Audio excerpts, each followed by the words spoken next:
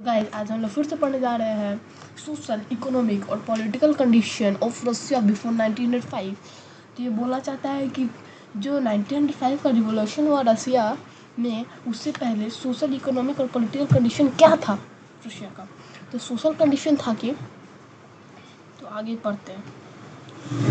Social condition, Russia society was divided into two extremes.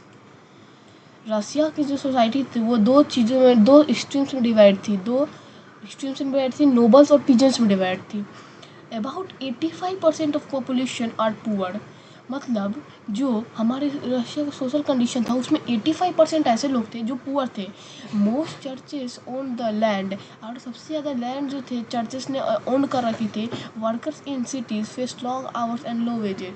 कहना चाह रहा है कि जो एक्सट्रीम्स दो चीज़ में डिवाइड थे, नोबल्स और पीजेंट्स में, और चर्चेस और सबसे ज़्यादा लैंड लिए हुए थे, और जो वर्कर्स थे उनका वर्किंग आवर बहुत ज़्यादा था और उन्हें सैलरी भी कम अमाउंट पे दी जाती थी। फिर हमारा आता है इकोनॉमिक कंडीशन। इकोनॉमिक कंडीशन था कि हमारा Russia was backward compare to western Europe. Industry was limited to few cities St Petersburg and Moscow.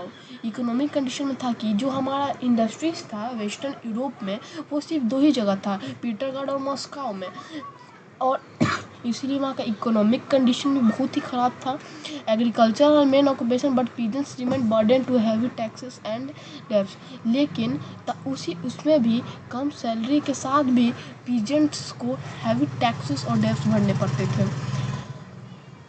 समझ में आया। अब आते हैं हम अपने पॉलिटिकल पे। तो पॉलिटिकल कंडीशन था कि Russia was ruled by tsar Nicholas was a absolute power of monarch. There was no parliament, no political rights and no freedom to speech और प्रेस। मतलब जो हमारे पॉलिटिकल कंडीशन थे वहाँ पे एब्सोल्यूट पावर ऑफ मोनार्क चल रही थी, कोई पार्लियामेंट नहीं थी, पॉलिटिकल राइट्स नहीं दिए जा रहे थे सबको, नो फ्रीडम टू स्पीच थे। तो आज का वीडियो इतना ही था। थैंक्स, अगले वीडियो में मिलते हैं फिर।